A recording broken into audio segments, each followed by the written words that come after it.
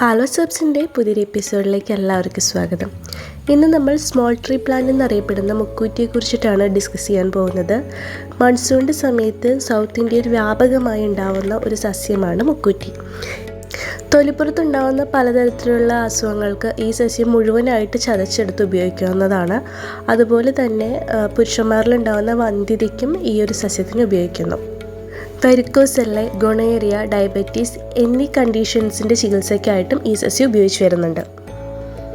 ചില നേത്രരോഗങ്ങൾക്കും ആസ്മയ്ക്കൊക്കെ തന്നെ ഈ സസ്യത്തിൻ്റെ ഇല ചതച്ചെടുത്ത നീരാണ് കൊടുക്കുന്നത്.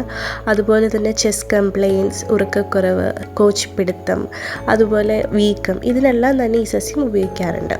തേനീച്ചയോ മറ്റ് വിഷമുള്ള പ്രാണികളോ കടിച്ചിട്ടുണ്ടെങ്കിൽ ആ സ്ഥലത്ത് ഇതിൻ്റെ ഇലയുടെ പേസ്റ്റും ബട്ടറും ചേർത്ത് പുരട്ടുകയാണെങ്കിൽ നല്ലതാണെന്ന് പല പഠനങ്ങളും പറയുന്നുണ്ട്. വാതം, പിത്തം, കഫത്തിനൊക്കെയുള്ള ഒരു ഫലപ്രദമായിട്ടുള്ള പരിഹാരമാണ് മുക്കൂറ്റി എന്ന ഈ സസ്യം. കർക്കിടക മാസത്തിൽ മുക്കൂറ്റി ചാലിച്ച് നെറ്റിയിൽ തൊടാറുണ്ട്. അതുമൂലം പനി, ജലദോഷം, മൈഗ്രെയിൻ എന്നിവയെല്ലാം തന്നെ നമുക്ക് അകറ്റി നിർത്തുവാനായിട്ട് സഹായിക്കും. അതുപോലെ തന്നെ കർക്കിടക കഞ്ഞി തയ്യാറാക്കുമ്പോഴും മുക്കൂറ്റി അതിൽ ചേർക്കാറുണ്ട്. മുക്കൂറ്റിയെ കുറിച്ചിട്ടുള്ള ഇന്നത്തെ എപ്പിസോഡ് നിങ്ങൾക്ക് ഇഷ്ടപ്പെട്ടു എന്ന് കരുതുന്നു.